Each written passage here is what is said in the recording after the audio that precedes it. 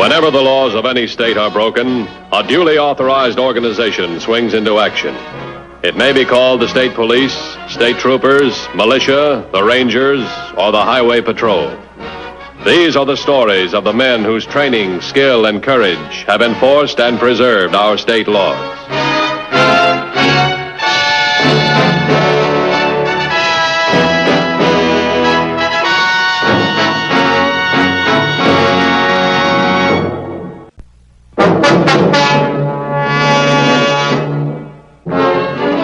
In its day-to-day job of enforcing the law, the Highway Patrol encounters every type of crime and criminal. Some clever, some very ordinary. Sometimes it's the most ordinary crime that becomes the most difficult to solve. One such crime took place on the morning of August 18th at a factory 25 miles outside the city. Will anybody try to be a hero? It's only money.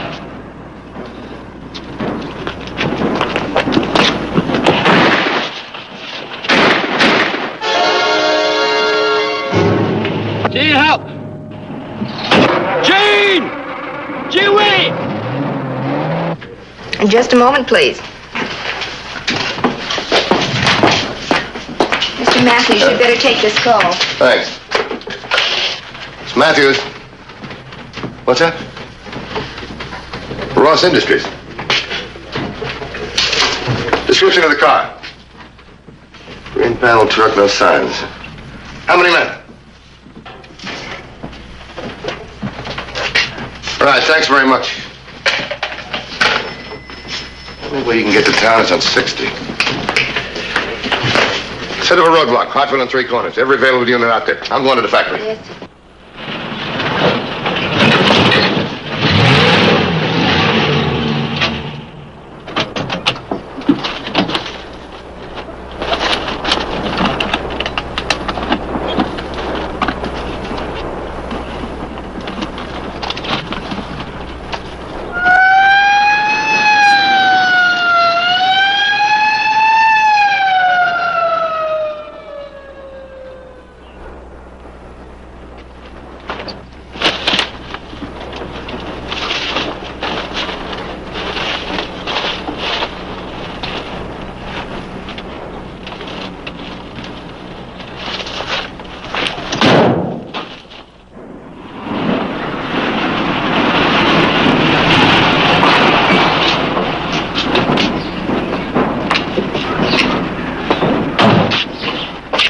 Any word in the guard? He died on the way to the hospital. What about that one over there? His name's Al Morse. He's got a record.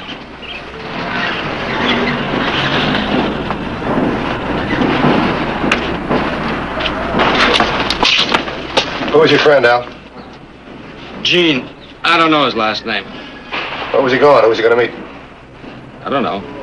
He handled the whole thing. I was just along for the ride. I'll bet.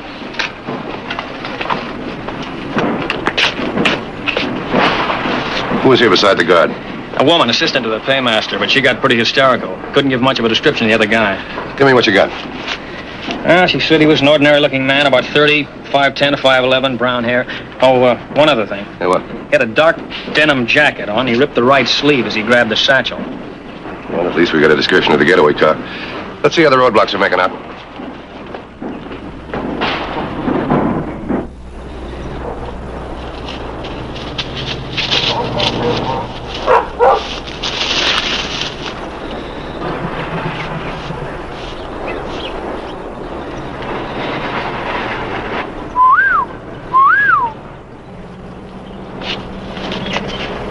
Hello?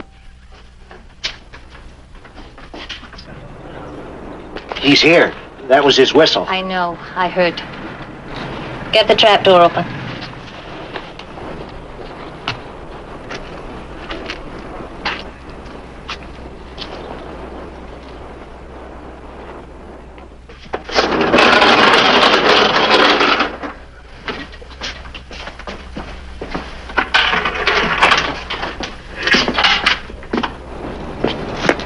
Get inside.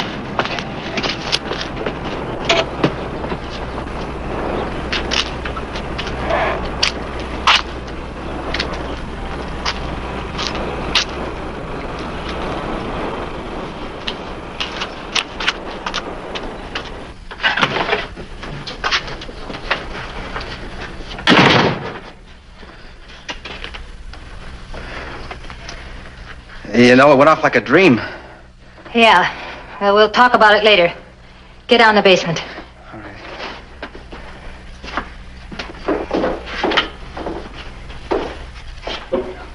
You keep watch. Make sure that thing's back in place. Okay. Headquarters to 2150. 2150 by.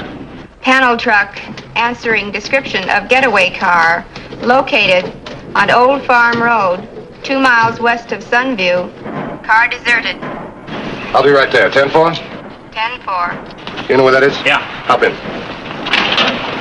$37,000. That's your share. Came off better than we expected, huh?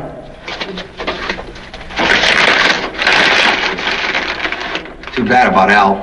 There wasn't anything else I could do. I'm not worried about Al. He won't talk. He knows he'll get his cut. There's nothing to worry about. What about the guard you shot? We heard over the radio he's dead. Sap had to go play hero. What else could I do? You didn't have to kill him. You knew what my orders were. Look, Flo, you got no kick coming. I took all the risk and you and Ben end up with half the money. What do you mean, no risk? I planned this whole thing and I'm supplying the hideout. If you get caught, Ben and I go to jail right with you. I told you, I'm not gonna get caught. Yeah, I guess you're safe enough here. Take it easy. I'll be back down after a while. We'll be getting some of the highway patrol here after a while to ask questions. You can hear them through this air vent. Just keep quiet and don't smoke because some of the smoke may come up through the floorboards.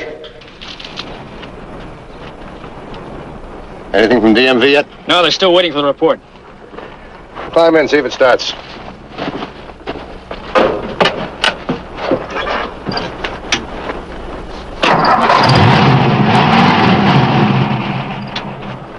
Motor's okay. Plenty of gas. He didn't have to abandon it. Call a lab. I want to call a lab.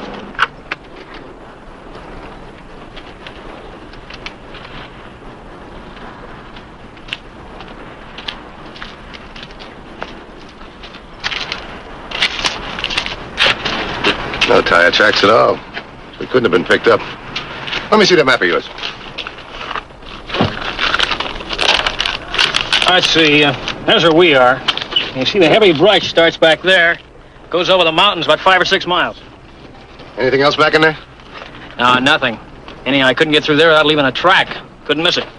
What about over in here? Oh, there's some tourist cabins, grocery, little diner down on the highway. Oh, we'll check those. Have the search party check the brush in here. We'll keep in touch with you. Hop in.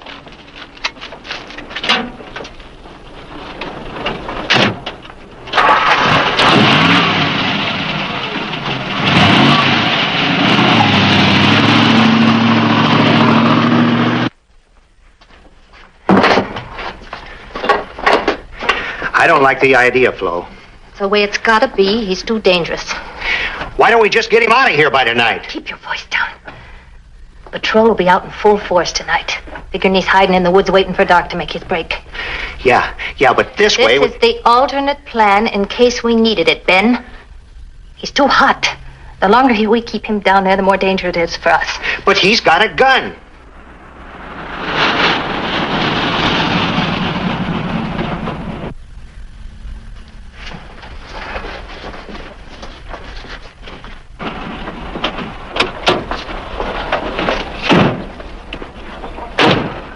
Headquarters to 2150. 2150 by. 1029 report on getaway panel truck. Stolen 200 miles north 2 days ago. Reported to police at time of theft. Owner cleared. 10-4. 10-4. Too bad it turned out to be a stolen car. I was hoping we'd get a break. Yeah, no trace of the guy, no description. We got a lot of work in front of us. Who owns this place? Flo and Ben Durfee. Been here about 2 years. What do you know about him? They seem like nice folks. Never been any trouble I know of. Go on in the kitchen and open that air vent all the way.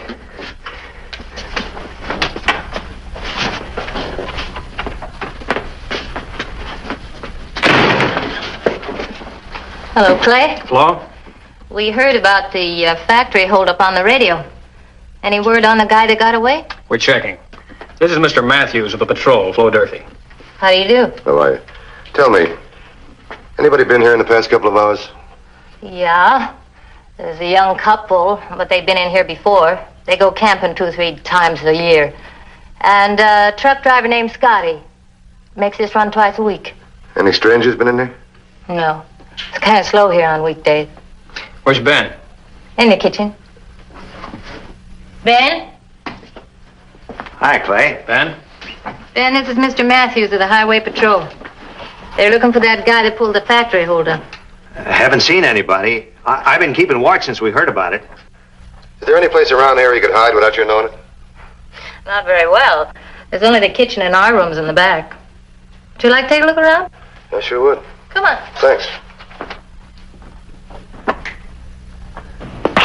You take a look down there.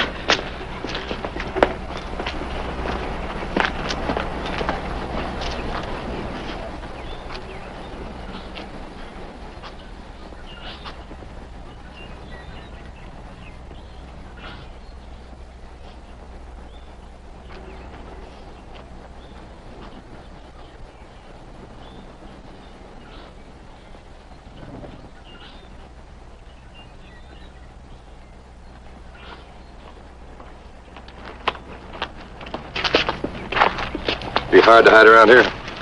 Headquarters to 2150. Headquarters 2150. Headquarters to 2150. 2150 by. Searching party at site of getaway car. Reports. No sign of trail leading through thicket. Have them call off search at that spot. Stand by. On that road, what's the nearest motel coming from that direction? That direction, Walker's. Walker's, thanks. Have them check Walker's motel. We'll start from this end and meet him. 10-4.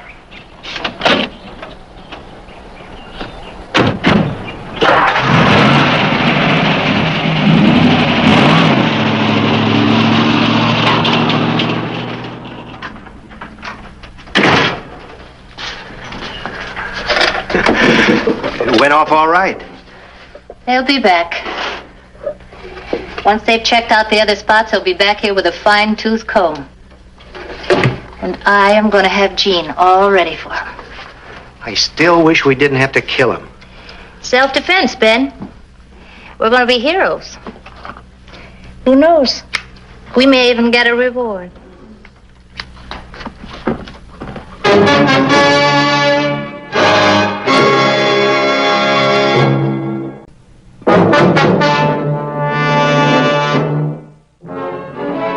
The Highway Patrol, after a thorough check of all possible hideouts in a 10-mile radius from the point of the getaway car, failed to turn up a single clue. 2150 to all units. We've checked the last possible hideout in this area. Nothing. Close in from 3 corners in Hartville. Check every place where you think a man could hide. Now we're looking for a killer. Use caution. 10-4? 10-4.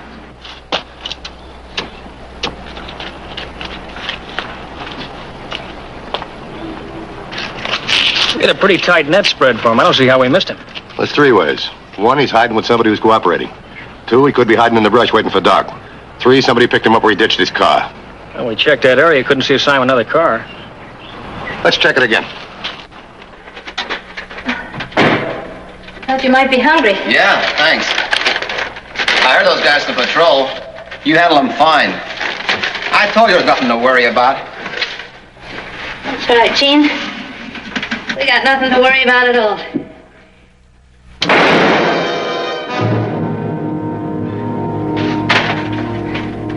All clear, Ben? Yeah. Okay.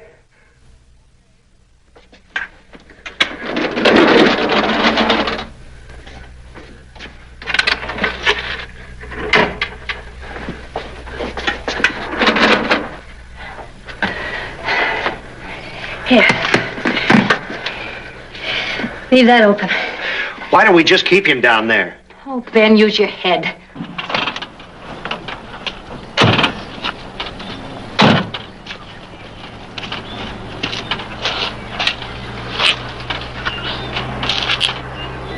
Why would a guy ditch a usable car and take off? Maybe a hideout within walking distance.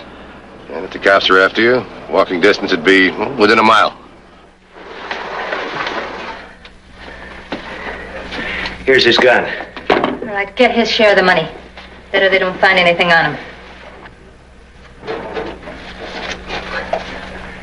Hide it with the rest.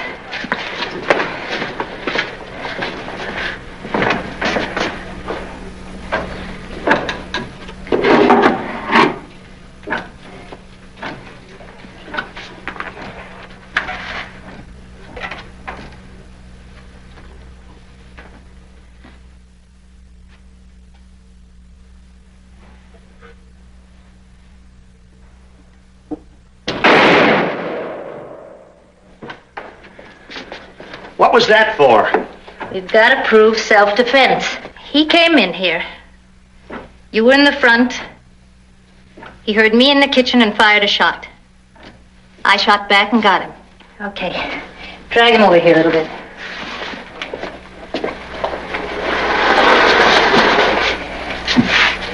All right, now. Put this in his hand. Be careful you don't touch it. What's within a mile of here? Let's see. Durfee's Diner, Pineway Garage, and the grocery store. Try him again. All right, now. I shot him. And I put the gun over here. No.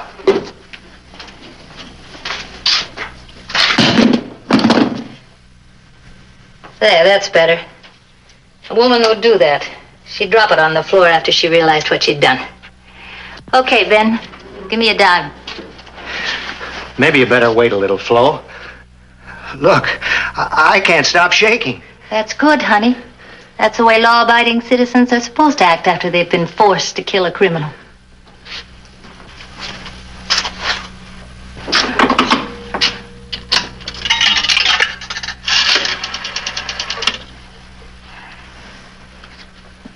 Give me the highway patrol, please.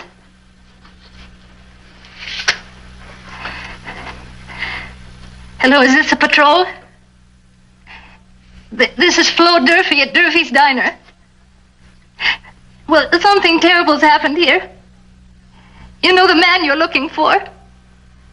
Well, he came in here and I shot him. Please send somebody over.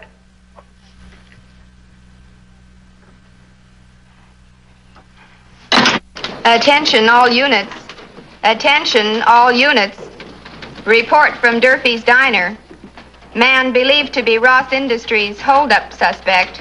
Broke in, reported shot. 2150 to headquarters. I'll cover call and report. Where are they? Relax.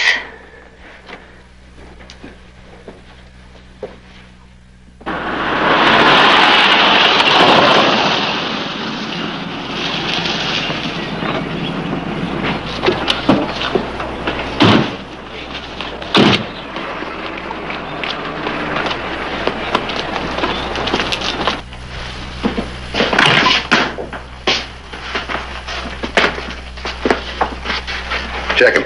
You two all right? Yeah. Same caliber gun that killed the guard. This could be our man.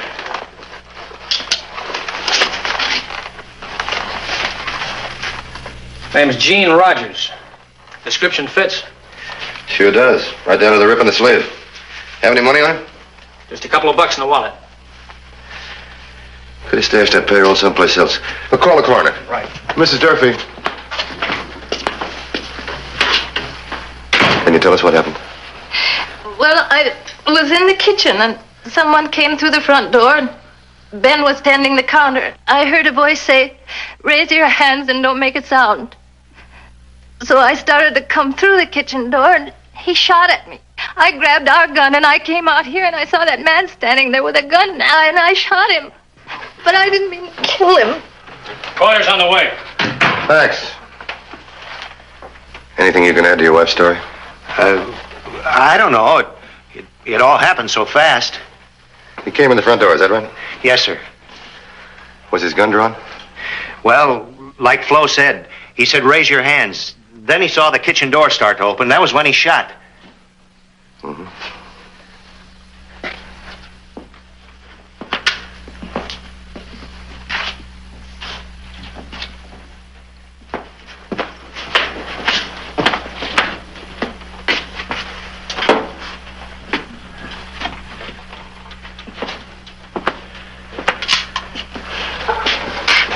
This your gun?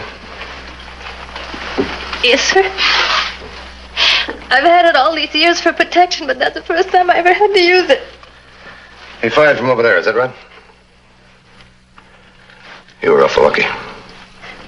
All I know is I killed a man, and I'll never forget it to my dying day. Oh, wait a minute. There's a difference between killing and self-defense. This looks like the guy we want. If he checks out, well, there's a reward for you people. We don't want a reward. Can I talk to you for a second? Yeah, sure. Excuse me.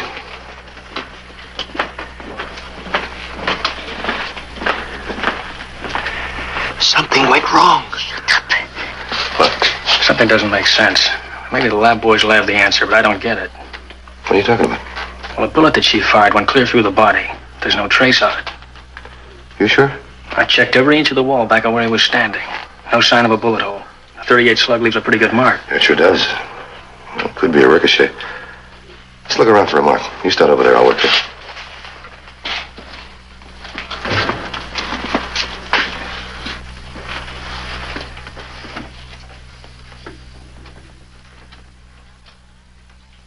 Anything wrong, Mr. Matthews? No, it's just routine. Oh, do me a favor, will you? Yeah. Show me where you were standing when you fired the gun.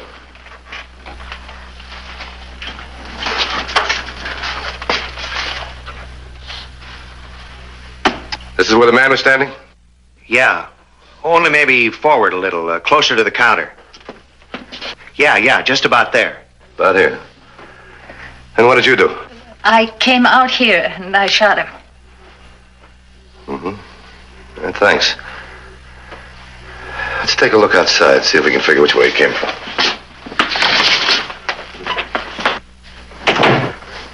I tell you, they found out something.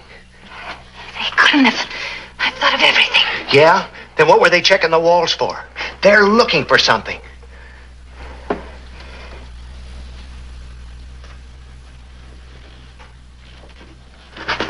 The bullet. The bullet I fired down the basement bin. That's what they're looking for, yeah.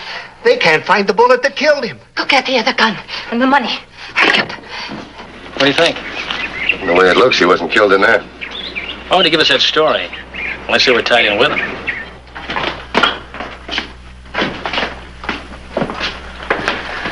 Mrs. Durfee. Sit down, both of you. Now, wait a Put minute. your hands on the counter. Shut up and do as I say. All right, Ben. Get their guns.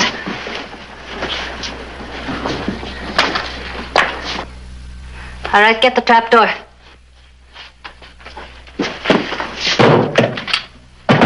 Okay, Flo. All right, gentlemen. Down the basement.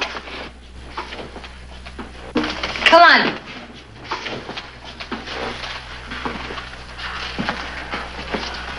Hurry up. Go down in there. Go ahead. No! Flo, wait!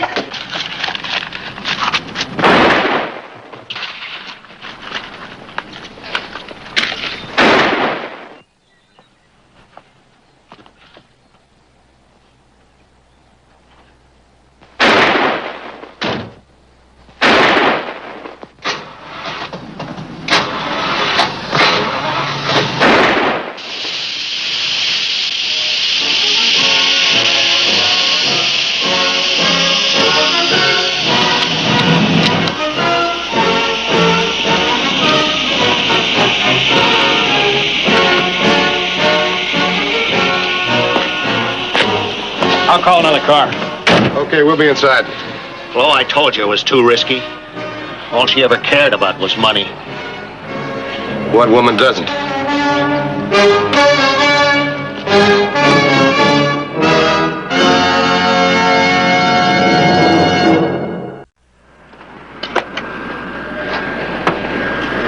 See Highway Patrol again next week. Until then, remember, it isn't what you drive, but how you drive that counts. This is Broderick Crawford saying, see you next week.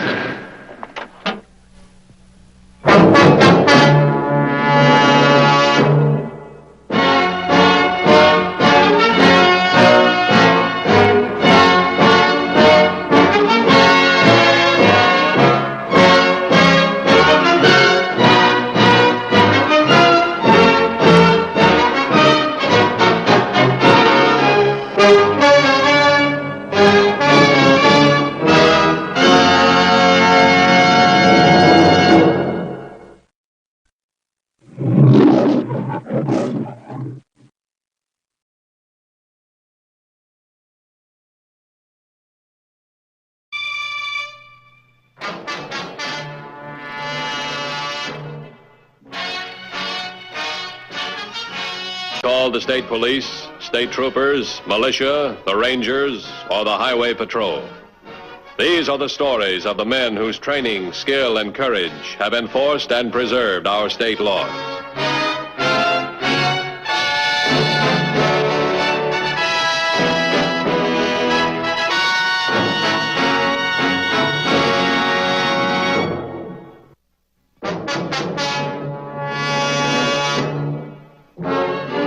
The Highway Patrol has at its command an efficient communication system and, of course, motorized equipment that can equal or excel the speed of the fleeing criminal. Knowing this, the calculating type of lawbreaker leaves highway robbery to the more reckless amateurs of the criminal fraternity. Bud Merrick and Jack Kirch were exceptions. Their third carefully planned robbery in the state was scheduled for the morning of the first Tuesday in September, after a Labor Day weekend.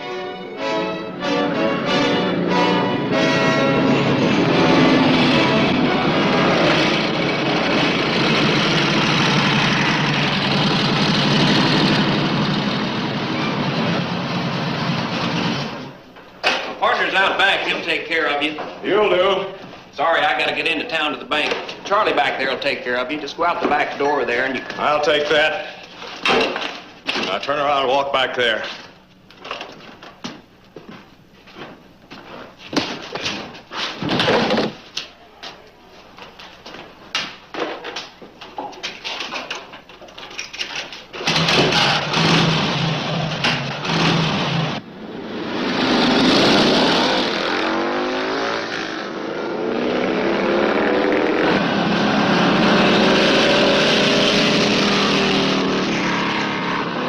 Instruct all units on Highway 21 to check all motorcycles headed east from Crestview Summit.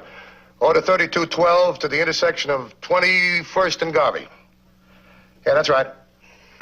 Johnson, come in.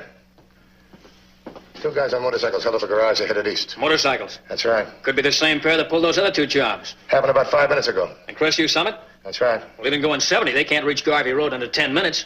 If our units get there Now, first... wait a minute. Same thing happened last time. Now, you alert all units. Then we'll go out to the summit. I'm going to talk to Buckley. Buckley? He's the guy that was slugged, but he can still talk. Come on, let's go.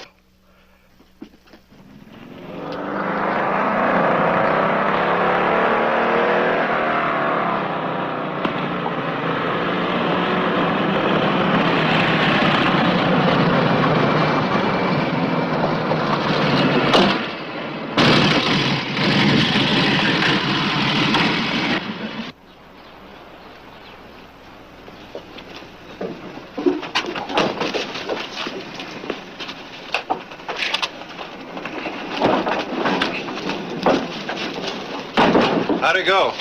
No trouble.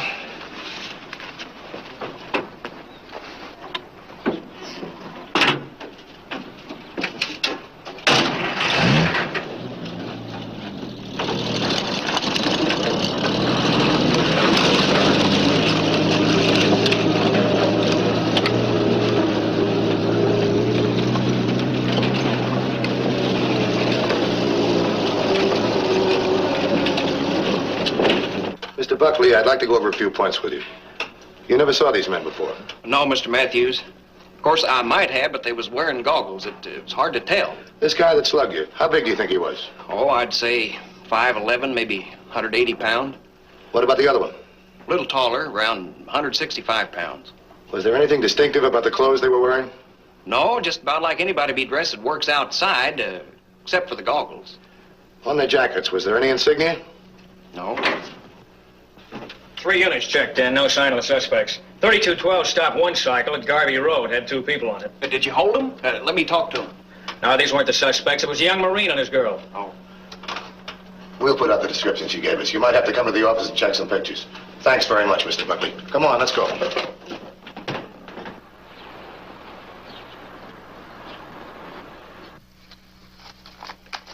Well, that's not too bad for a morning's work. Oh, I don't know. I read where 3 guys knocked off a bank and got away with $8 grand. Yeah, you start knocking off banks, you'll have the FBI looking for us, along with every other guy that wears a badge. All right, let's knock it off. I've got a deal here that could net us a couple of grand. This is a resort hotel, just off the main highway. Early Monday morning, we pulled the truck off the highway onto this side road right here. and you ride down the highway to the hotel. That's about 5.5 miles. Leave your sickles at the entrance to the private road and walk up to the hotel. Why not ride up? Be quicker. Yeah, and noisier. We want the noise when you're coming out, not when you're going in. You'll be wearing sports clothes. I see. Like we were guests. Right. Where do you pick us up? Right here. Just off the highway. And the patrol will be looking for 2 sickles headed south. Wait a minute. Suppose no one sees us on the sickles. Well, there'll be gardeners around the grounds, maybe an early golfer or two. Somebody's bound to hear you pull out. Here's the garage, right here at Crestview Summit. It's not much of a pattern, but it shows they're working south. Yeah, the jobs aren't too far apart, distance-wise. Or time-wise either. And the way they're dodging our checkpoints show they know the terrain pretty well. Probably also the patrol's work schedule. I don't see how we missed them. Motorcycle's pretty conspicuous, a lot more so than a car. Yeah, but a car's got to stay with the highways. With a cycle, you can take the trails, cow paths, anything else. And they probably do.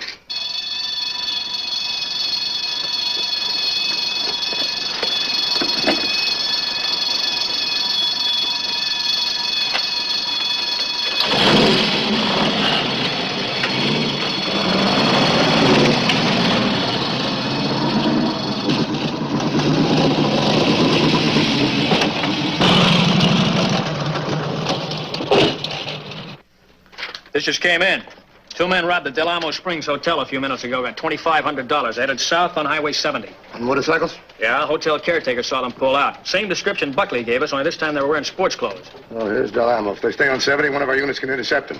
They might go east on 67 or west on 72. Notify all units to stop everything on 2 wheels. The highway patrol was alerted and roadblocks set on all possible escape routes. But as the officers looked for everything on 2 wheels, the daring criminals and their motorcycles, hidden in the back of the truck, continued to pass safely through checkpoints.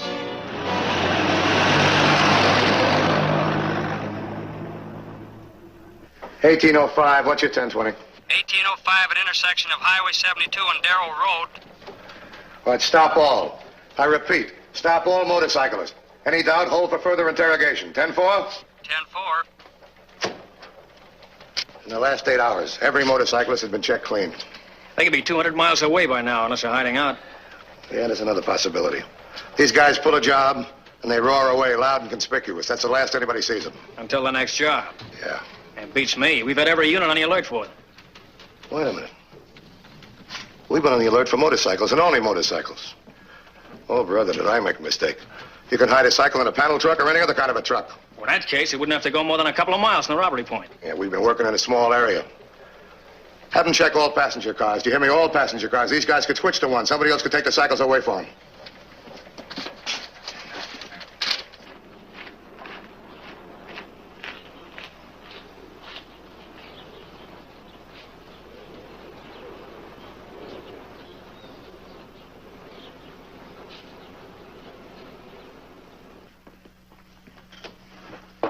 $2,500. A couple more jobs like this and we can afford a vacation. And I know just the place, an exclusive resort called the Del Amo Springs. How about that, Grayson? We stick up a joint and go back later as guests. Well, I was just kidding. I know what's on Grayson's mind. He's already planning the next job. The one you mentioned a few days ago? The big roadhouse just south of Del Amo a ways? No. I think it's time we pulled a switch. If we keep working further south, it makes the trip back too far. I got a place in mind about 10 miles north of here, Broxton Hills. There's no stores up there. Not even a gas station. Who are we going to knock over? Rich people.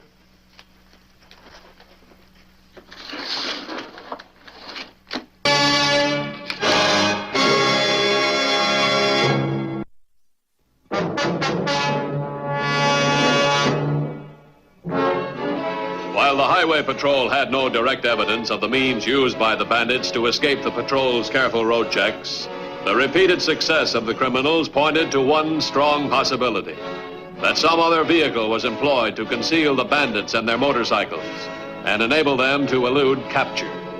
As another weekend approached, the Highway Patrol prepared a system of alternate plans in anticipation of another strike by the bandits.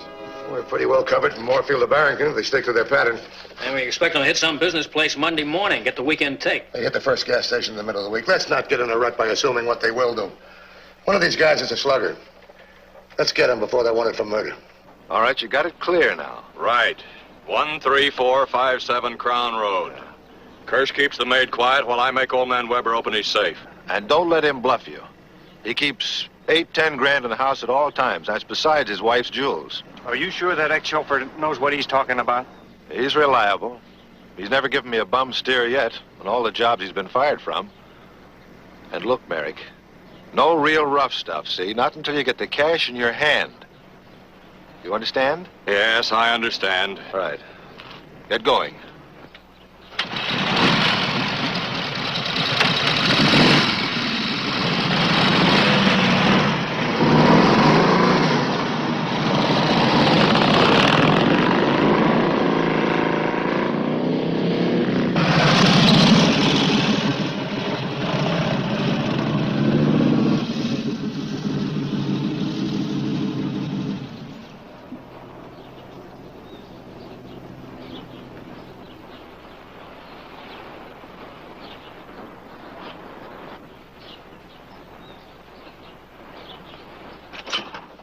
Sorry to bother you, lady, but there's been an accident down the street. May we use your phone to call the police?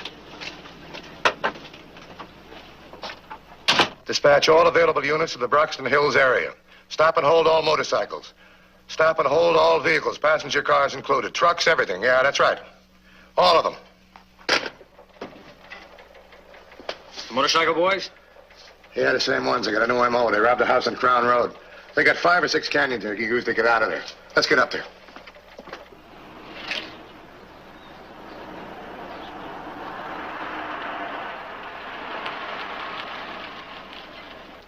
Hi, Ed.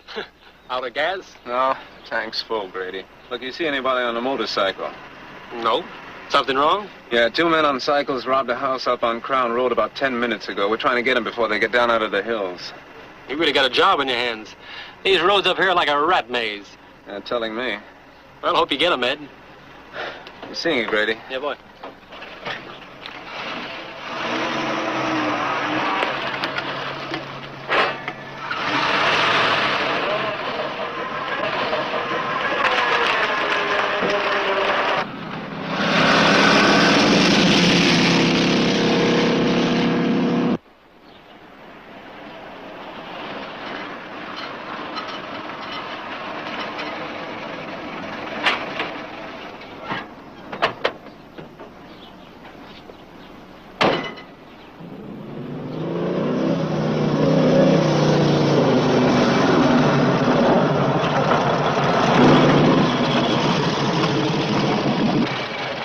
Took you so long?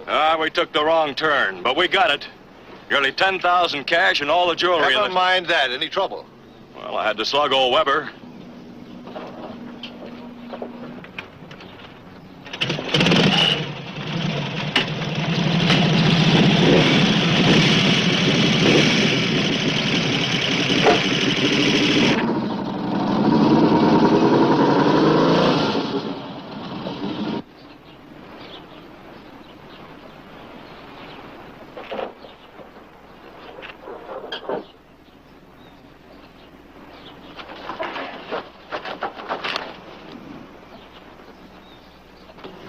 Hey, there's a lineman up on that pole, and he's looking this way. So what? Why should he be interested in us? Come on, let's get out of here.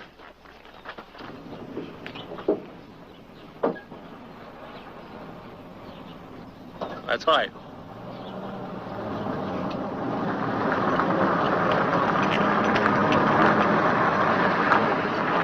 Yeah? Well, they load the cycles on a truck and head west on Dumont Canyon Road. Yeah, that's quite all right. 2150 to all units in the Broxton Hills area. Suspect loaded sickles in a truck. They're going west on Dumont Canyon Road. Third man is driving. 1321. Stay on Morningside Drive to Dumont Canyon Road and attempt to intercept. Warning, use caution. 10-4.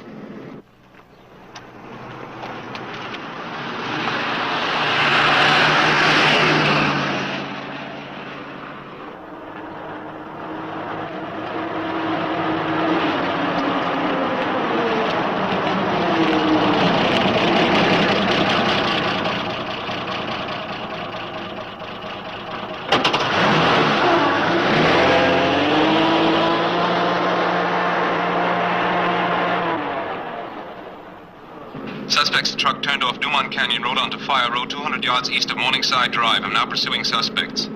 2150 to 1321. Keep the truck in sight, but don't rush him alone. We'll be with you in less than 2 minutes. 10-4? 10-4. Truck can't outrun us on the Fire Road, and if it's barricaded, they're trapped.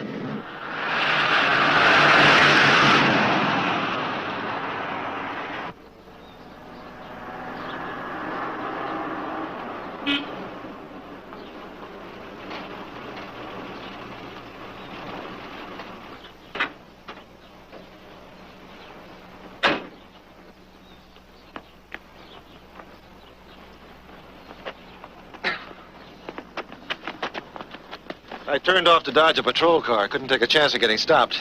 That telephone lineman. Of all the rotten breaks. Let's get those sickles out of there fast.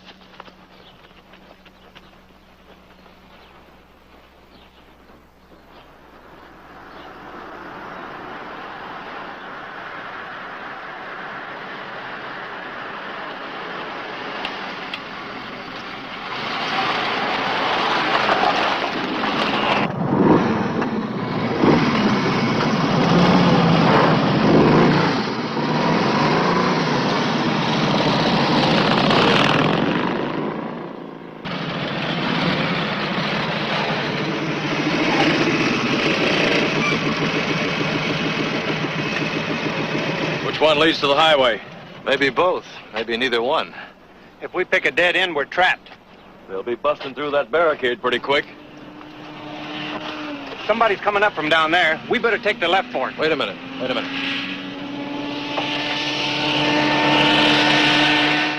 No cop's car, it's a fire truck. Well, we're going to get a little professional advice. You guys keep your mouth shut and let me do the talking.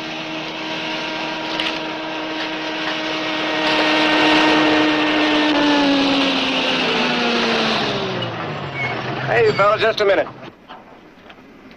There's a no trespassing sign back at the barricade. Didn't you see it?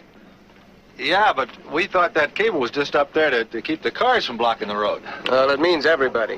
One spark from those sickles exhaust and this whole place could burn up. Yeah, well, I'm sorry. I guess we just didn't think. Say, can you tell me which one of these roads leads down to the highway?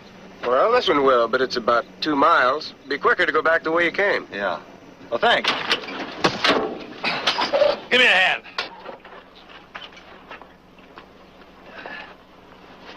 Pick him up and talk to him over there in the weeds. We better get out of here. The cops will be here any minute. Do what I tell you.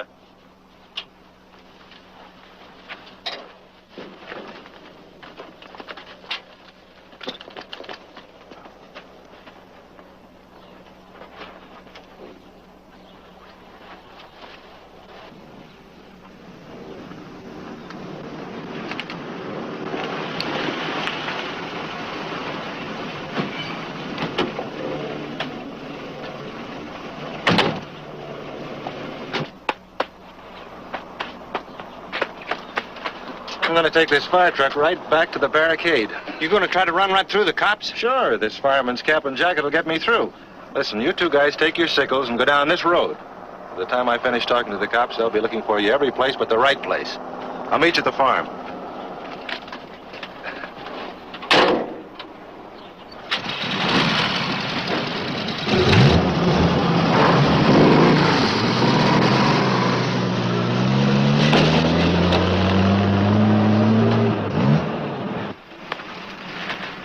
Does this road join a main road at the other end? I don't know.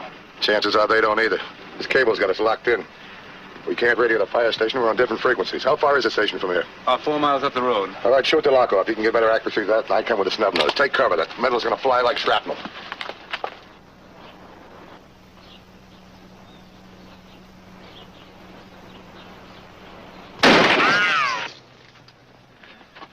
Now go to the fire station. See if this leads to a main road. If we can't catch them, maybe we can block them. Okay.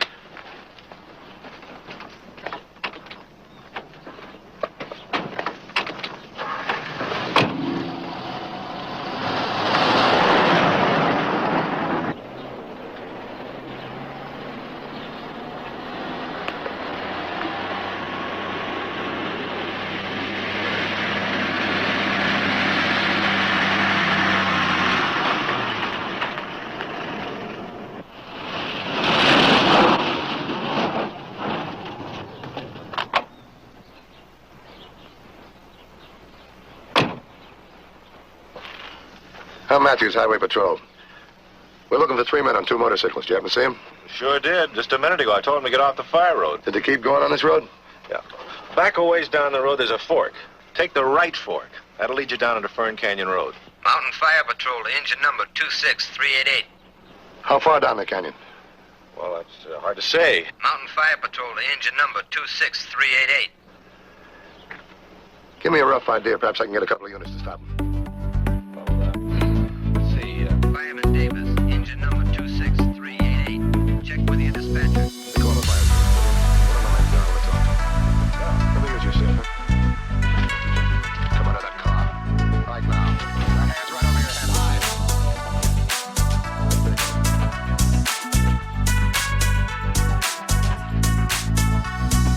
26388. Come on, Fire Patrol.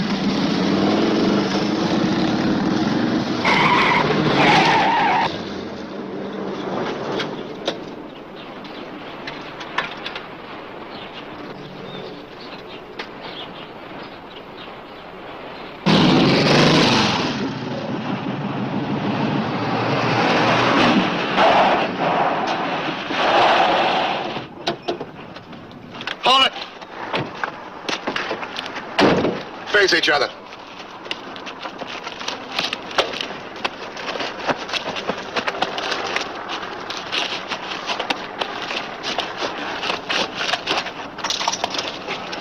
You only got us because we took the wrong road. You did that a long time ago. All right, put him in.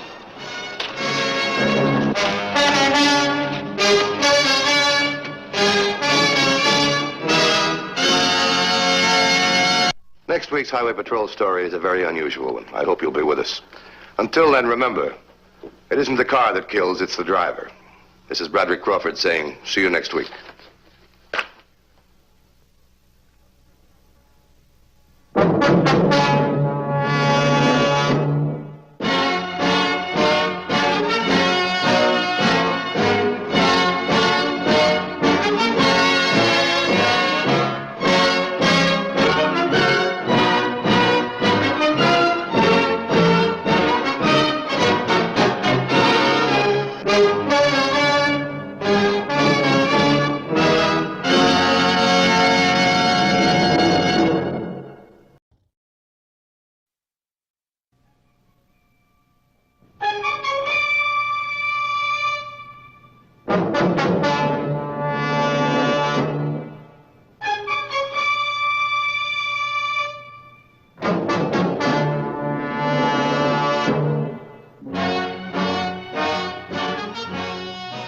Whenever the laws of any state are broken, a duly authorized organization swings into action. It may be called the state police, state troopers, militia, the rangers, or the highway patrol. These are the stories of the men whose training, skill, and courage have enforced and preserved our state laws.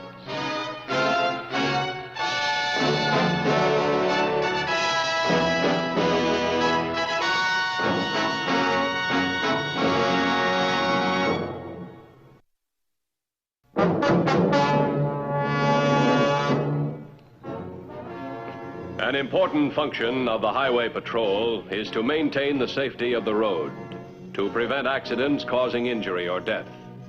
But not all the fatalities on the highway are accidents, though they may appear to be.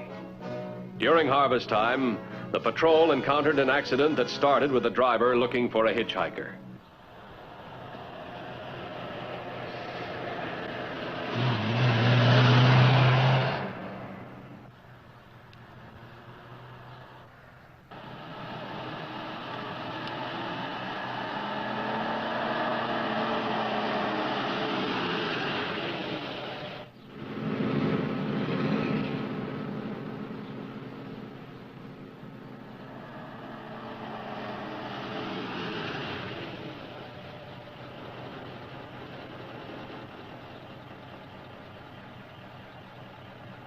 Thanks. I'm just going to Collinsville.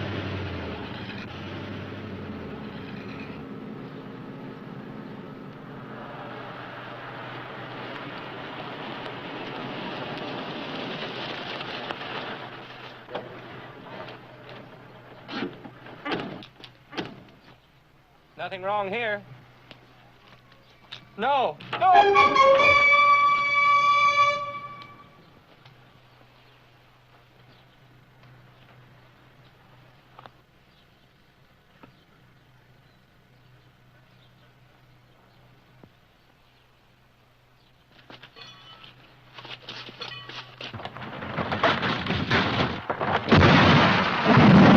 Was instantaneous. Cause of death was an occipital fracture, occurring when the deceased How do you spell it, Doc? Occipital. Means the back of the head. Occurring when the deceased was... The back of the head?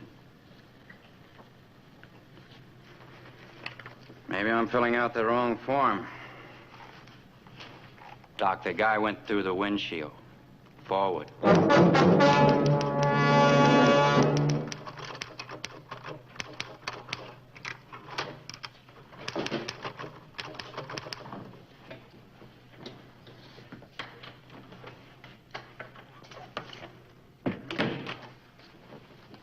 Have you time to check the daily report?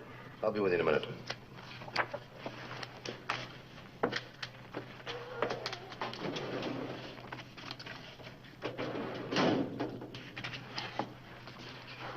You got something hot?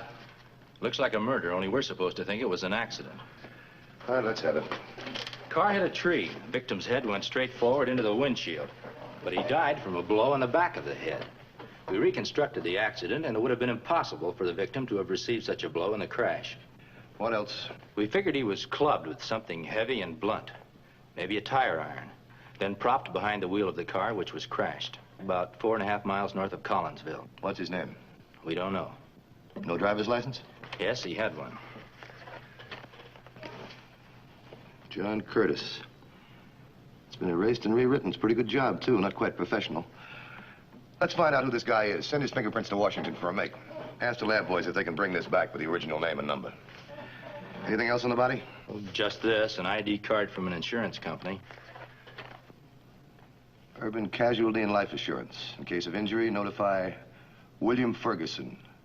RFD Box 43, Gardner's Grove. Patrolman Garvey thinks the victim might have been a fruit tramp. Yeah, the highways are crawling with them this time of the year. Why would anyone want to plant a phony identity on a poor fruit picker? Maybe someone wanted to lose his own identity, commit suicide, and live to tell about it. And I think the guy that did this homicide's not going to do much telling. Could have murdered him for the usual reasons, revenge, jealousy. If one of those were the motives, why take the trouble to plant a false identity? It's crazy. Ever run across a killer who was normal? This could be the motive. Insurance? Yeah. The killer might have pulled this trick before, too. I see what you mean. I'll tell you what I want you to do.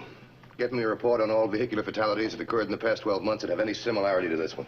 I'll get the file room on it right away. I'm going to take a run down to Gardener's Grove. RFD 43. Keep me posted, will you?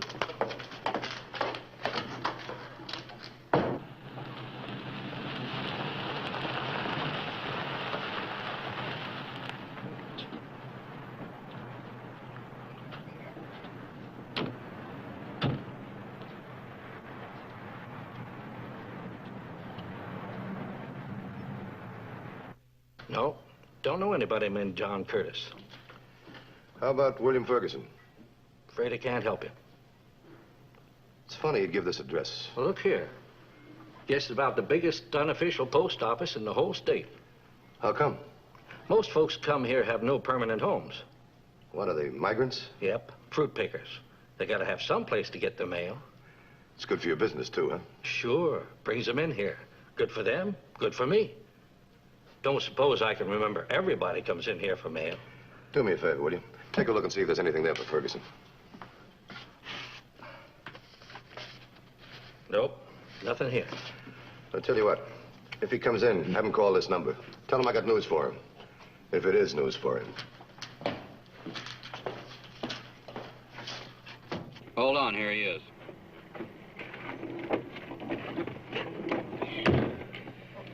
Matthews here. Got a line on the car used in the Curtis killing. All right, let's have it. Take this down. DMV ownership, license number 2Y7022, sold 16th of this month by A&B Used Car Company at 10213 Union Avenue, Hartsdale. That's about 30 miles from here. What was the buyer's name? John Curtis. That figures. Thanks. Let's go to Hartsdale.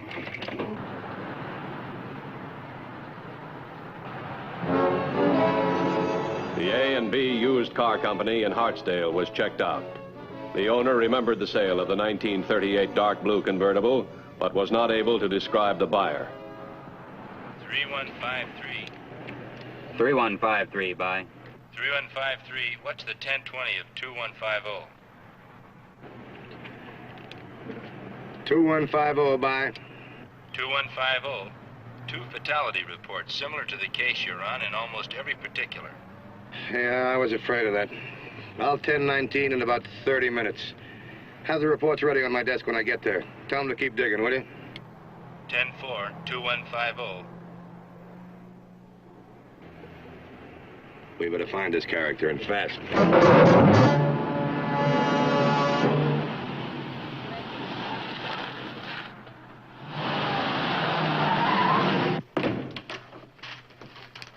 Another one. Well, that makes number 5. You think it's the insurance angle? Well, we'll find out. I'm expecting Mr. Banning from the State Underwriters Association. By the way, the lab tests on the victim's clothing showed positive evidence of citric acid stains. Now it's confirmed that he was a fruit picker, just like the others. How are the boys making out in the lab with the driver's license? It's a slow process restoring erasures, but they expect to have something soon. Good. Is Mr. Matthews in? It's Mr. Banning, Mr. Matthews. Send him right in. It's Banning. I'll stay on this. Okay.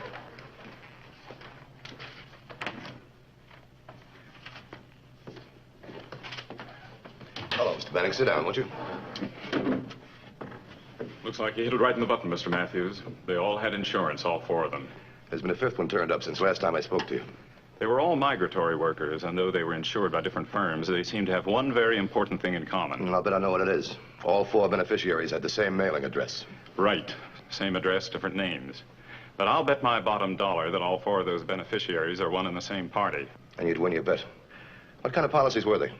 Life accident. Extra indemnity for death by accident on 3 of the 4. All are what we call open policies. No medical required, no personal appearance necessary. Oh, I see. Just fill out the questionnaire and send it in with a premium. That's about it. Well, let me see if I've got this straight now. Be easy for a guy to take out a policy in a phony name. Then arrange identification papers in that name. We'll say like a driver's license. And his next move is to find a victim, a hitchhiker, a migratory worker. One that would answer the description on the questionnaire. Then he kills him in what he hopes to look like an accident. Plants a fake ID card on him, then sits back and waits for the insurance company to send the check. Is that about it? It would seem so. Of course, getting away with it is something else again. Strange that he always picks migratory workers for his victims. Well, a migratory worker has no roots. If he disappears, nobody would care very much. It's different with a guy who works in a store or an office. This just came off the wire from Washington. He was clean. The prints are Army. The dead man's name was Ralph Perry. Last known residence was 305 South Scanlon. An address he gave when he applied for veterans benefits a few months ago. Well, it's a lead. They make the payoff in the Curtis policy yet? The check to William Ferguson is in the mail. Good. Anything else the companies can do to help you? Yeah, I'd like photostats on the last 4 checks. I'll see that you get them.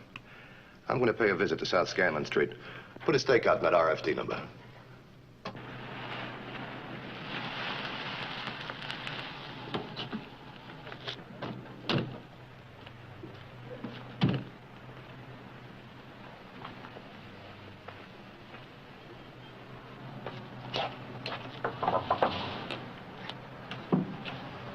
Yes? Highway Patrol. What do you want? Did you at one time have a Ralph Parry living here? Ralph? He ain't in any trouble, is he? When was the last time you saw Parry? Well, he moved out it was about 3 months ago. Went back on the road when they started the crop picking again. You haven't seen him since? Well, he came visiting once a couple of weeks ago on a Sunday. To see you? I think he really came to see Carl. Who's Carl? His cousin, Carl Seward. Seward lives here? In the back room. But he's out right now, working. Where does he work? At the packing house. You ain't after Carl for anything, are you? I know he's been awful worried lately. What's he worried about? I guess maybe it was the fight that upset his nervous system. The fight? Yeah, him and Ralph. First they was a hollering to beat the cars, and then they were knocking each other all over the place. On a Sunday, too. What was it all about? It was about some insurance money.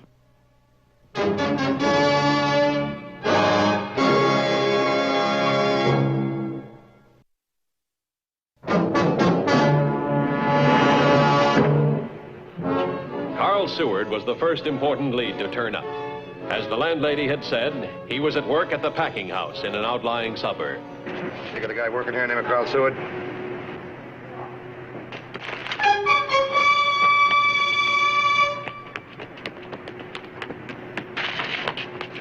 Please, let me go, let me go. Take it easy, take it easy. Please let me go. Oh, I'll never do it again. Do what? I mean about the apples. What apples? The ones I sold and kept the money for. I don't know what got into me. I'm no crook. How much money did you get? $1.85.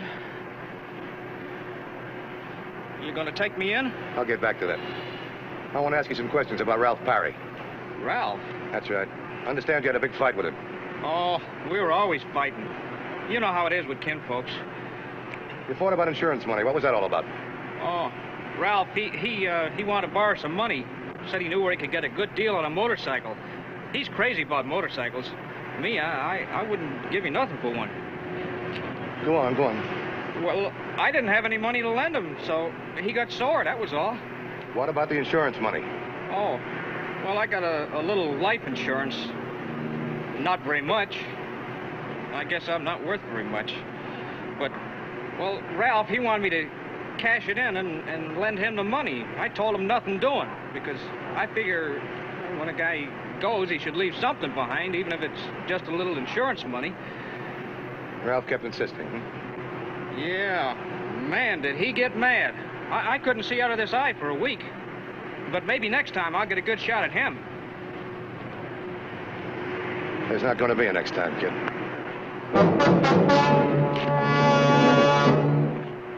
Well, we've had a big day.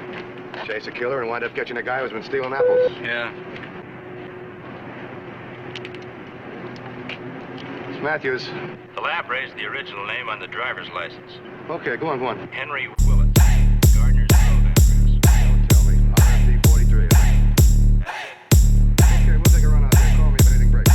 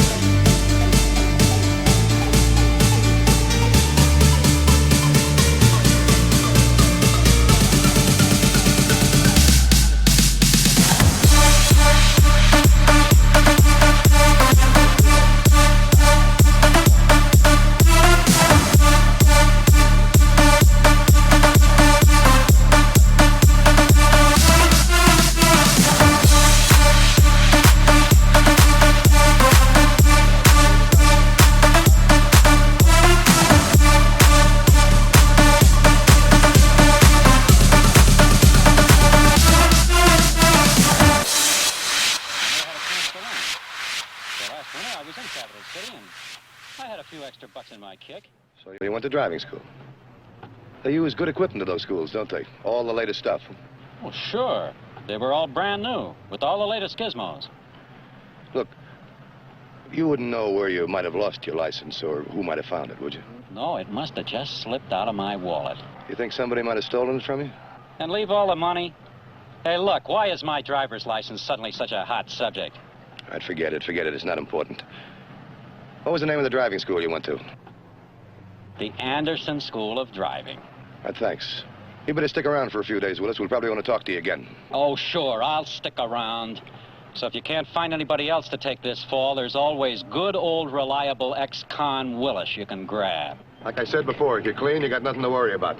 But if you're not, you bought yourself a lot of trouble.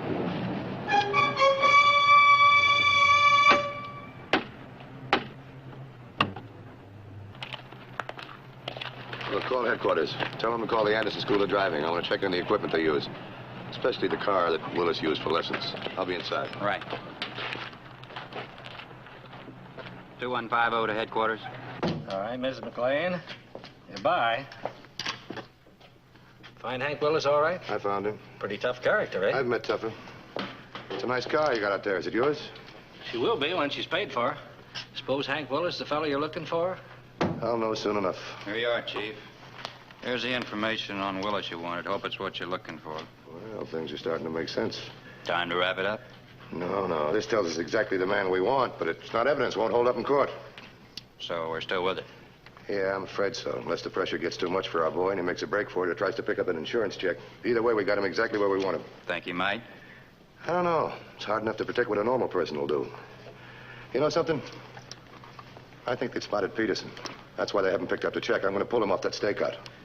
Anything I can do to help, Mr. Matthews, be very happy to. Thanks. If anybody comes for that check, let us know right away, will you?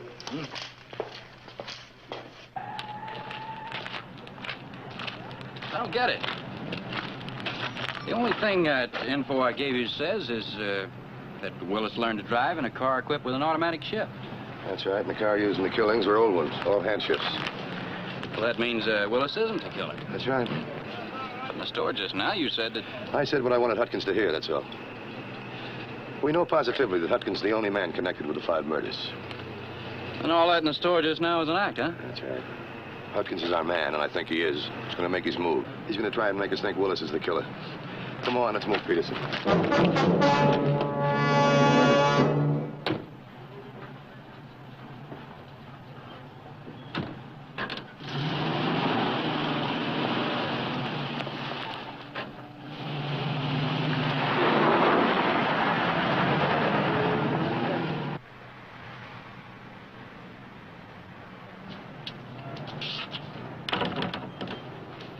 Hey, you're closing up a little early, ain't you? Just going to town to pick up some merchandise.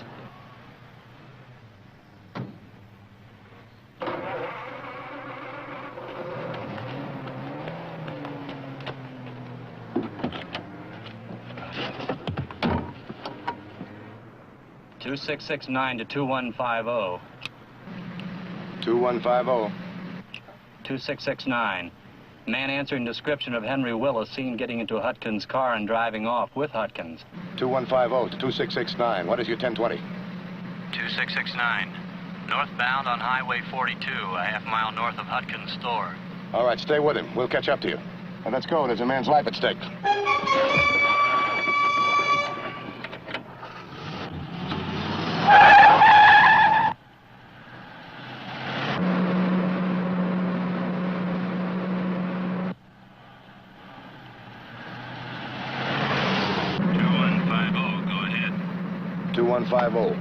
Send all units north of Gardner's Grove Township, south on US 42.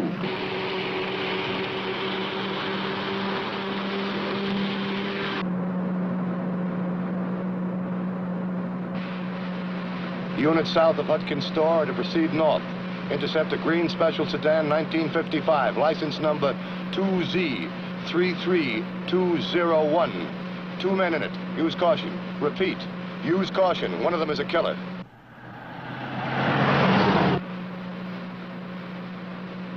(2150 to 2669). We're approximately 3 minutes behind you. Don't lose them. 2669, 10-4.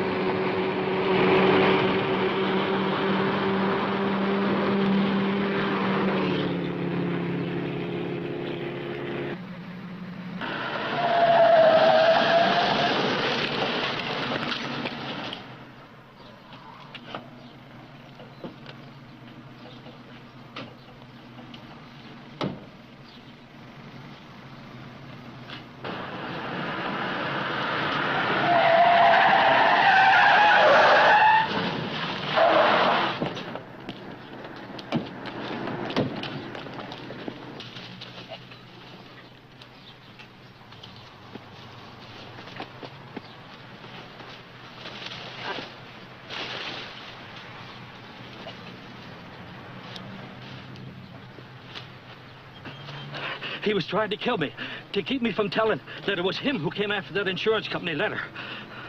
What's your story? Well, I go into the store after working, same as I do every night, to buy some cigarettes. He says he's got to drive into town after some goods. Do I want to go along? Maybe taking a movie or something. So I say, okay. We get in the car and we're driving along. After a while, he says he thinks the front wheel is wobbling. So we pull off the road and stop, and I get out to take a look. The next thing I know, he's taking after me with a tire iron. So I fight back. Now you guys showed up. It was him trying to kill me, to keep me from telling. You're lying, Hudkins. You must be crazy. No, you're crazy. Crazy enough to kill 5 men for their insurance. You were going to make it 6 because you thought with him dead, the investigation would end. Look here, I don't have to take that from you. You were going to kill Willis exactly like you killed the others. Plant the letter on him, then go back to your store and make it look like a robbery had been committed. Lady, we're going to call me and say somebody broke in and stole the letter. That is so. Nobody can prove I did any of the killings. Nobody. See? Nobody. We've got enough proof. And this, too. When we check your handwriting against the endorsements on the other checks, we'll cinch it. All right, take them away.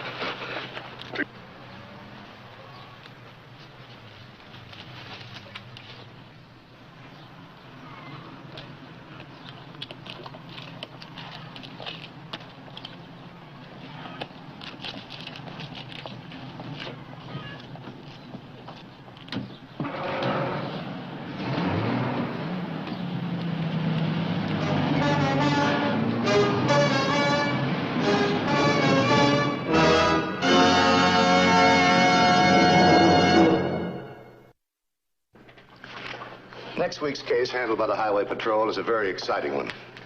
We hope you'll be with us. Until then, remember, the careless driver isn't driving his car. He's aiming it. This is Broderick Crawford saying, see you next week.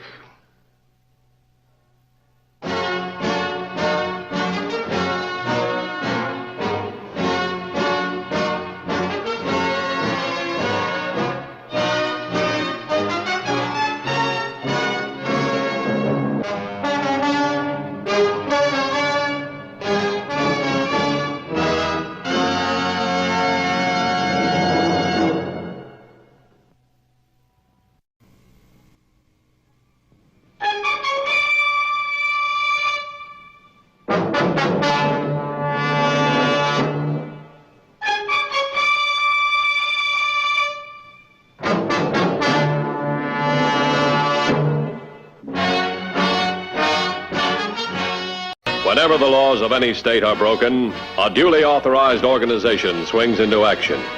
It may be called the state police, state troopers, militia, the rangers, or the highway patrol. These are the stories of the men whose training, skill, and courage have enforced and preserved our state laws.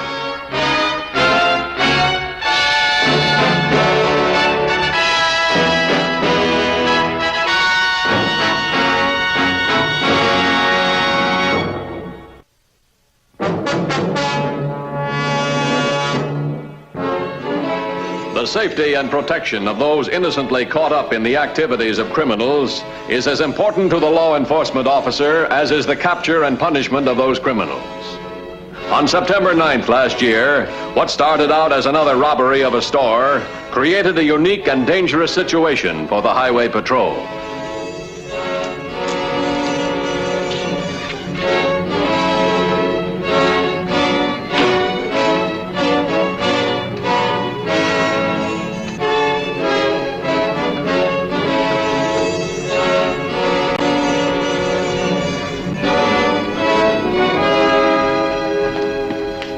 Leona. Open up that safe. Come on. Open it up.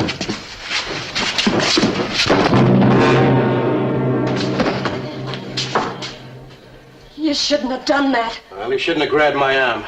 Get the money. Let's get out of here. Fred!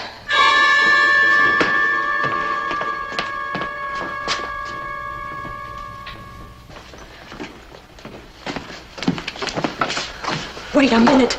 She's just a child. She must have seen us. You can't hurt a child. Don't be afraid, honey. We're just playing a game. Is that man your father?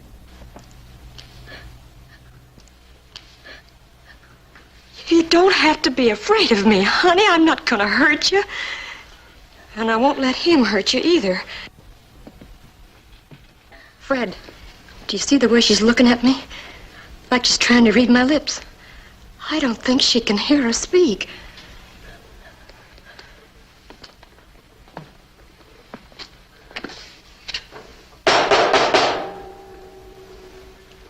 All right, so she can't hear us speak. But she can see. She's a witness. I'll just tap her easy. I'm not going to let you touch this child. What are you talking about? We got to get out of here before somebody comes in. And we can't let her spread the alarm. All right, we'll take her with us. That's kidnapping. We'll get rid of her later on. Come on. All right. But I'm not going to let you hurt this child. Oh, we're not going to hurt her. Come on.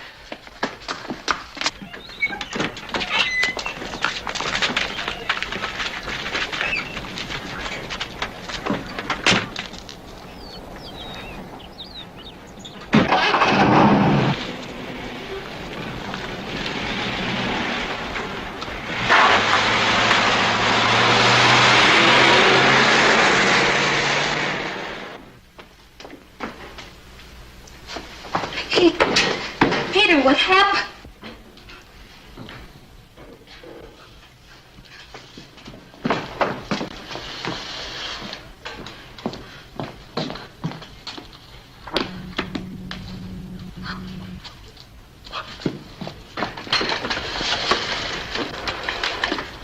Hello, get me the Highway Patrol. Highway Patrol. This is Mrs. Haskell. Someone robbed our store. My husband's been badly hurt and my little daughter's gone. What's your address, Mrs. Haskell? 29 Loring Road. Susie's gone. They must have taken her. She can't hear or speak. What am I going to do? She's only 10 years old. Try and keep calm. We'll have someone out there right away. What have you got? Robbery, store owner hurt. Possible kidnapping of child. Something else special. Child who can't speak or hear. I'm going out there.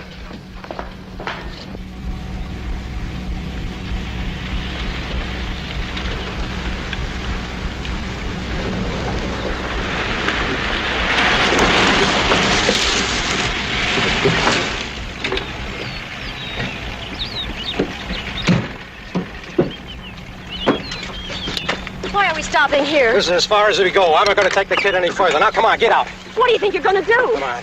You're not going to hurt her? I'm not going to hurt her. She'll be all right in a few hours. What if she doesn't get loose? She'll get loose. I'm not going to tie the knots too tight. Come on, baby. Let's get over here.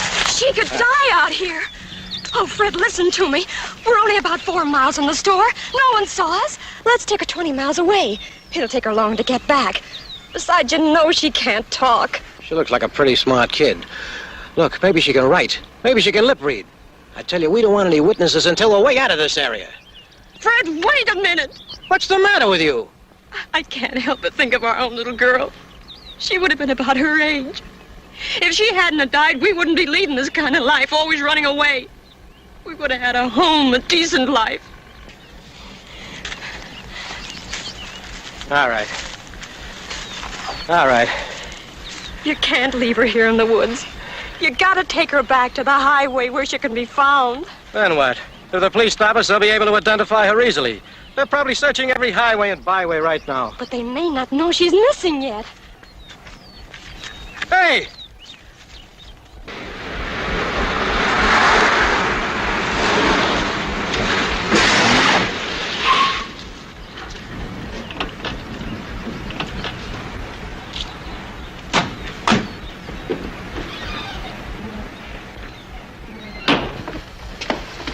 Tom Matthews, Highway Patrol. He never hurt anyone in his life. Why did this have to happen? He looks so pale. We mustn't let him die. An ambulance is on the way. Tell me about your little girl. Susie's only 10. She can't hear her speak. And now I can't find her. All right, now just take it easy now. Easy. Tell me about Susie. She's a very sensitive child, alone a great deal of the time. That's her chair. She likes to sit there and read. Likes to see people come and go. She likes to be near her father. How do you communicate with her? She can lip read and she can write. We can communicate with her, but it's difficult for others, especially children.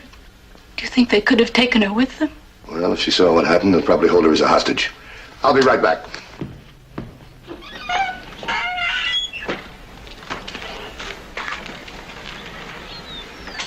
$21.50 to headquarters. Headquarters by. Alert all units about missing girl. Age 10, blonde hair, name Susan Haskell. Last seen wearing a blue skirt and a gray sweater. Use caution. She's being held as a hostage. 10-4? 10-4. If anything happens to that kid,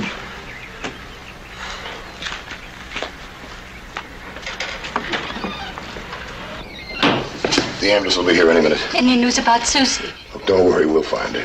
I want you to go to the hospital with your husband.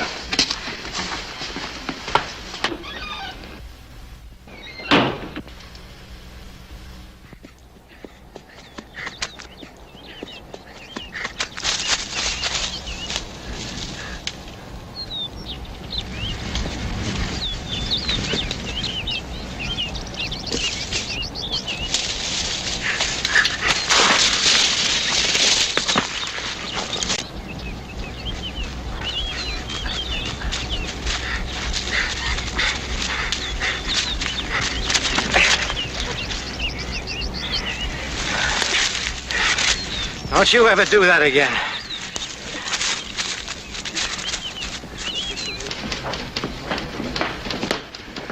Anything? Negative. Here's the store. This is a 50-mile circle. We got roadblocks here, here, and here. They could be hiding out somewhere. The kid's still with them. Somebody's got to spot him. They got to be inside that circle. Nothing in these reports. What about this area? 2248 checked that just a few seconds ago. In this area? 2146 checked that. Negative. I want every car on every road and highway inside that circle checked. Shake them down. Don't miss a thing. Yes, sir. Get me to the county hospital. What are you doing with that rope tied around your wrist? What kind of man are you? Honey, are you all right? Come on, get into the car and don't try that again. Fred, don't be so rough with her. Let's kill her. She's nothing but trouble, and besides, she can finger us. You're not gonna kill her. And you're not gonna leave her here. Oh, don't you worry, honey. He isn't gonna hurt you. Look, if the old man dies, she's the only one who can tell him about us. Can't I get that through your head? She's the only witness. I don't know why I even listen to you. Please, Fred. If we let her out on the highway, about 20 miles from here, she'll be out of this area. So? So by the time they find her, we'll be out of this area entirely. Now, come on, let's get out of here. All right. Only if she gives us any more trouble. She won't. Now, let's get going.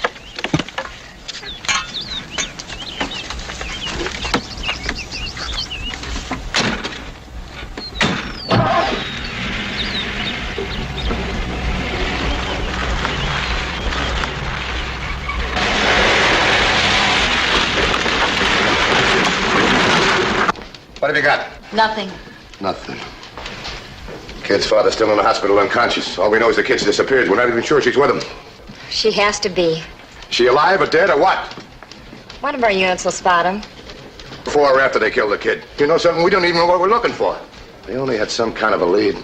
They can't disappear into thin air. They gotta be inside that circle. Could be there from out of state. All units, check out of state cars.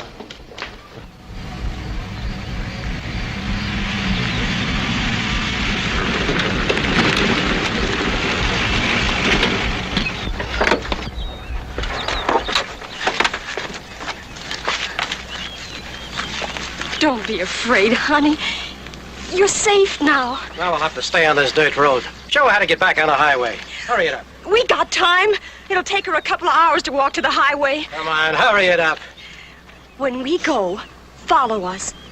Walk the same way we're going. You'll come to the highway. People will see you. Someone will take you home. Hurry up. We're behind schedule now. Charlie's expecting us in Glendale. You're the one who wanted to stop into that store. Well, we had to do something. I was running out of cash. Look, come on, hurry up. Charlie's expecting us in Glendale tonight. Goodbye, honey. I'm sorry.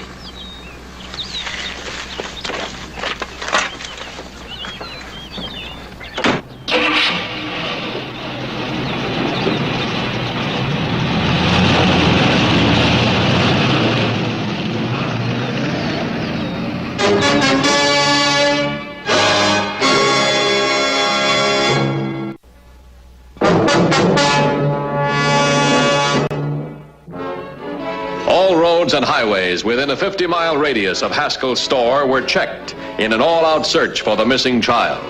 But the roadblocks and the search of every car in the vicinity yielded nothing.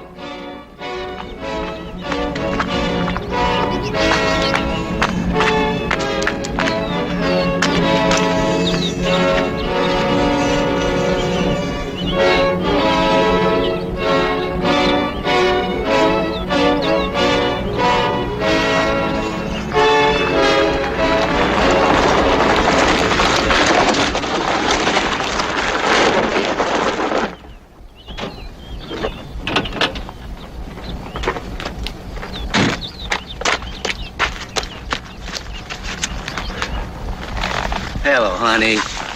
All right, honey, take it easy. You're all right now.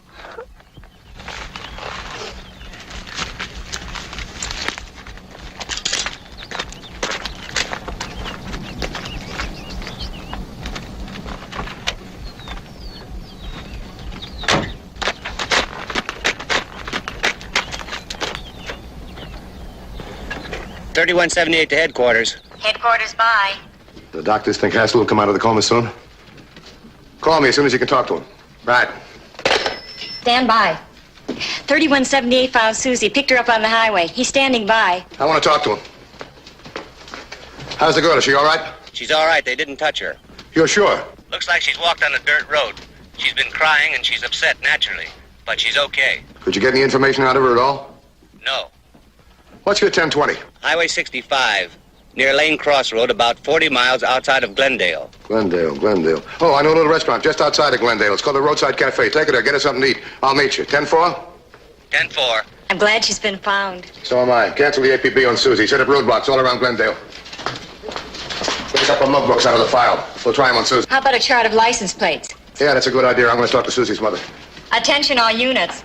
Cancel APB on Susan Haskell. Suspect still wanted. Unit 2496, set up roadblock south of Glendale. Unit 2470, set up roadblock east of Glendale. Unit 2481, set up roadblock west of Glendale.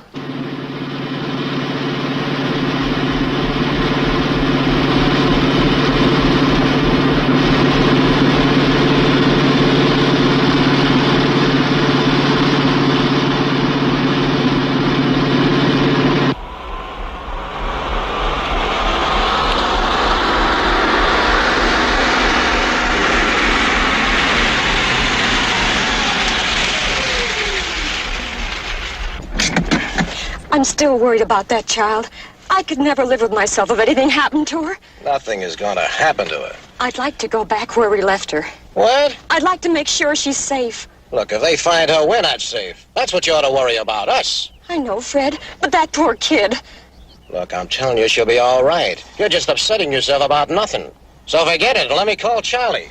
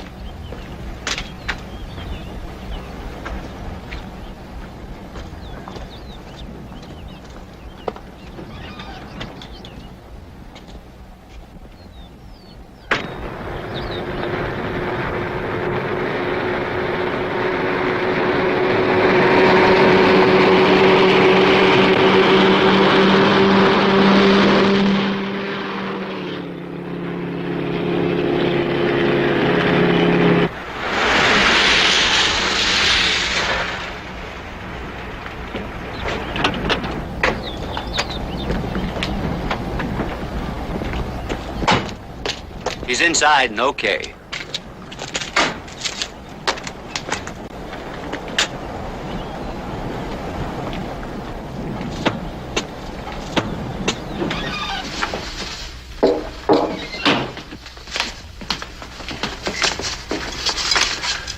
Hello, Susie.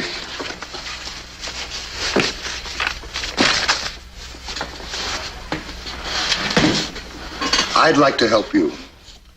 Would you like to help me? And I'll tell you what we're going to do. This is going to be like a game. But before we start, I want to tell you, I've called your mother. I told her we found you, so she's not worried. And another thing, your father's going to be all right. You ready? Am I talking too fast for you? All right, Susie. Now, don't be nervous. I'm going to ask you some questions. Now, you take your time in answering.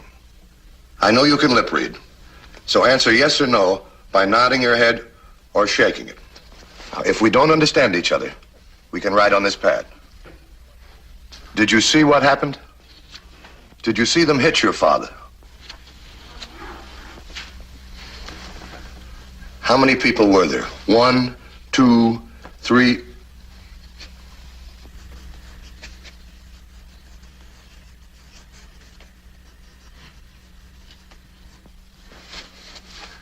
A man and a woman.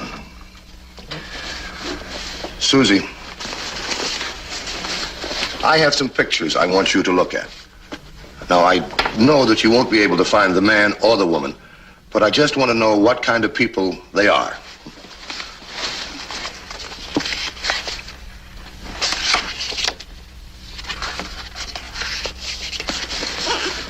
Was the woman dark like this? Young or old? As old as your mother?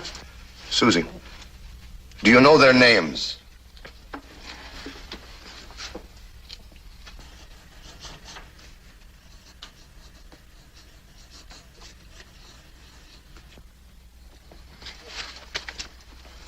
Fred and Edith.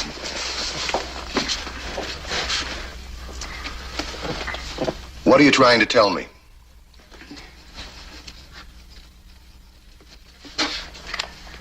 Nice. She was nice. She gave you a handkerchief. You getting tired? Do you want to rest for a minute?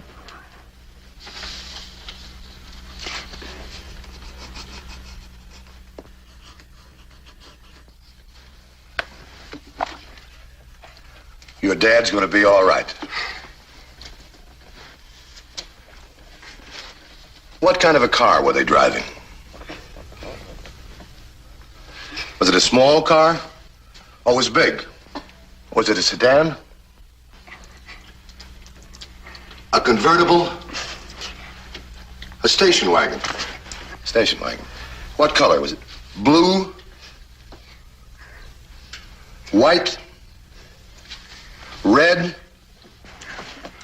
Or tan? All right, now, Susie, I have some license plates here from different states. Do you remember anything about their license at all? Where they might be from?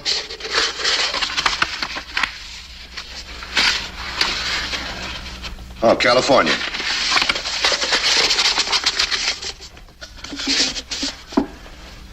Do you remember any part of the number on their license plate?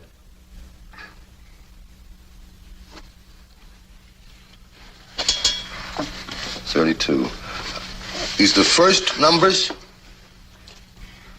Last numbers?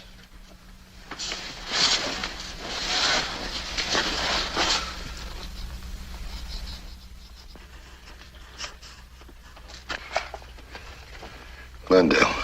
Oh, Susie. He was going to Glendale. Susie, you're a very sweet girl. You're very smart, too. I'll be right back.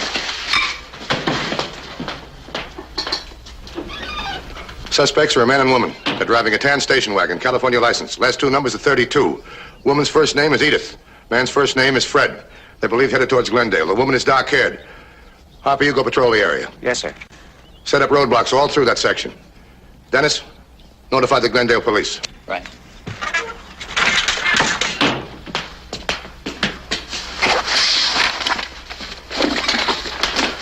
Susie, do you want to go for a ride in the patrol car again? You see, if we find the people that hit your father, you can tell us that they're the right ones. All right? Come on.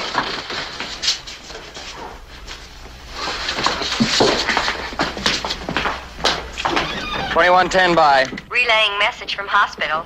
Mr. Haskell regained consciousness. Unable to give a statement to officer on duty. We're on our way to Glendale, 10-4. 10-4.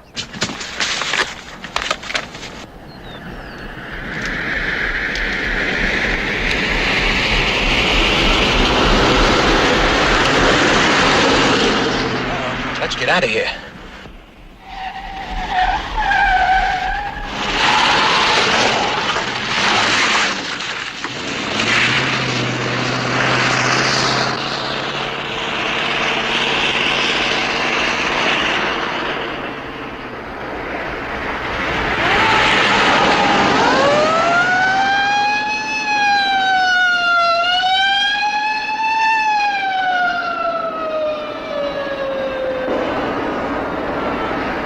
$31.78 to $21.50. $21.50 by. 10 station wagon, driving towards you, saw me, made a U-turn, should be approaching you any second now. We'll box him in. 10-4? 10-4.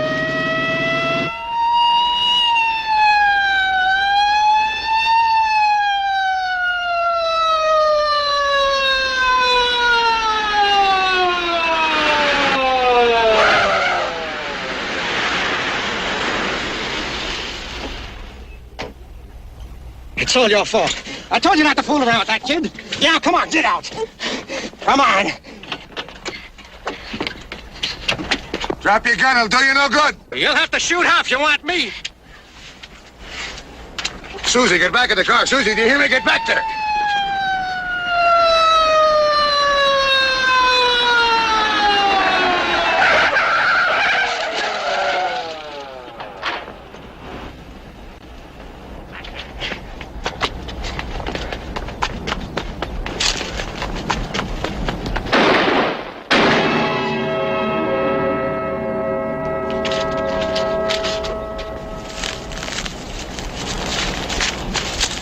He's had it.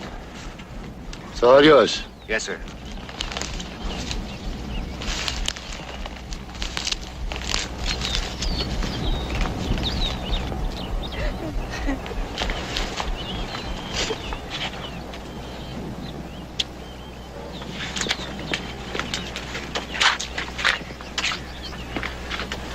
I'm going over and talk to your father.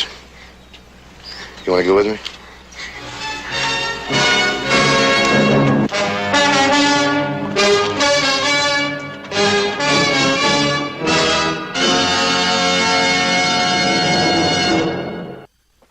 I hope you'll be with us next week. Until then, remember, no matter how new, the safest device in your car is you. This is Broderick Crawford saying, see you next week.